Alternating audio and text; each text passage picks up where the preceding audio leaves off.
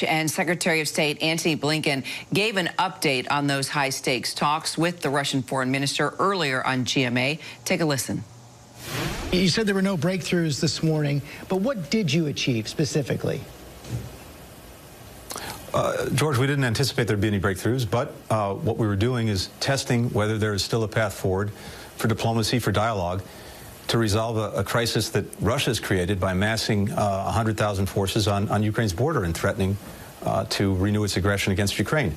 And so in the last couple of weeks, we've been engaged in intense diplomacy, including conversations with Russia, directly with the United States, at NATO, at the Organization for Security and Cooperation in Europe, among allies and partners. And based on that, President Biden asked me to meet today with my Russian counterpart, Foreign Minister Lavrov. We had an opportunity to look at where we can go next in this, and I think we at least have some opportunity to continue to work to resolve this diplomatically. Bottom line, are we closer or further away from war? You'd really have to ask President Putin. It's ultimately going to be President Putin who decides what Russia will do. But here's where we are. Based on what we've heard in the last couple of weeks, we will put in writing both some deep concerns that we and other allies and partners have about Russia's actions, not just with regard to Ukraine, but more broadly when it comes to things that it does that threaten security. We'll address some of the concerns that Russia has raised with us, and we'll put some ideas on the table for how we might actually strengthen each other's sense of security going forward. And then based on that, and based on Russia's response, we anticipate that we'll get together again across the table and see if we continue to advance this through diplomacy. But, George, at the same time that we're doing that, we're also very conscious that Russia continues to have these forces on Ukraine's border, continues to strengthen them.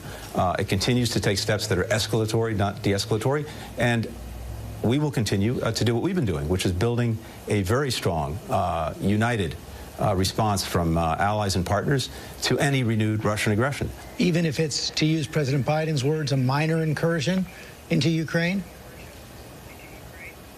We've been very clear with Russia that any Russian forces going into Ukraine constitute an invasion that will be receiving a very swift, united, and severe response. At the same time, based on history, we're acutely aware of other things that Russia does, short of actually sending uniforms into another country to try to destabilize it, topple its government, hybrid actions, cyber attacks, etc. I made equally clear to Minister Lavrov that we will respond to those too in a swift, severe, and united way, but that is proportionate to what Russia does.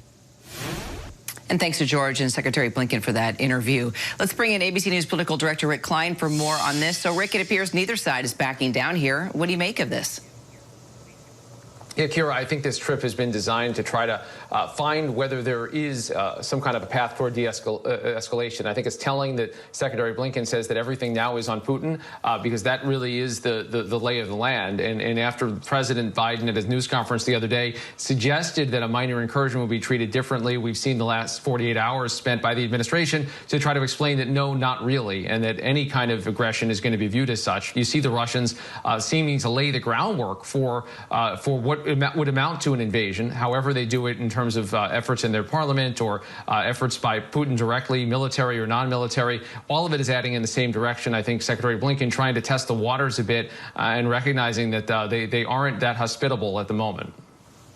Well, these talks are part of President Biden's push for what he is calling a new era of relentless diplomacy. We're hearing the language, but it doesn't seem that there have been any concrete outcomes yet. Is that to be expected? Well, it's hard to know what things aren't happening as a result of those efforts. But Putin knows how to get people's attention. He's clearly gotten the world's attention in this instance, and this is an attempt by the administration to try to push back. I think the view in the administration is that as long as people are talking, that that's better than any alternative, and at least you're delaying any action. But the way that the Biden administration has chosen to play this, putting all the cards essentially on the table, saying, listen to the intelligence, this is what we expect. President Biden even laying out in public what the potential consequences would be, even at one point seeming to climb inside Putin's head to explain his motivations. It's all designed to try to smoke this out and call what might be a bluff, but it would be a bluff with a lot of consequences for human lives and for the territorial integrity of Ukraine if it gets to it. At the same time, Biden knows that he needs to keep the world community together, and that not all actions are going to be treated equally by NATO members even. So this is it's a delicate time that's testing President Biden at a time of particular political weakness domestically. It's interesting you say getting inside Putin's head. So many world leaders would like to do that and know what's really going on, Rick. You know, you talk about delayed action, but the U.S. and NATO allies are providing more weapons to Ukraine as we speak. How significant do you think that is? And could Russia see it as an escalation? Yeah, no question. I think the history with Vladimir Putin is he'll take anything as a provocation, publicly say, look what they're trying to do, and it amounts to the kindergarten version of no, he started it type of fight. And I think that is a concern, but I think it's also a concern to be seen as being flat-footed or not helping the Ukrainians, particularly in light of what President Biden said the other day about the minor incursion. You saw how the Ukrainian president responded to that, really, really upset about that, and I think causing problems for him domestically with other allies. So it all adds up to what could be a tense couple of days in the area. Yeah, we'll be following it. Rick Klein, thanks so much, Rick. Thank you, Kara.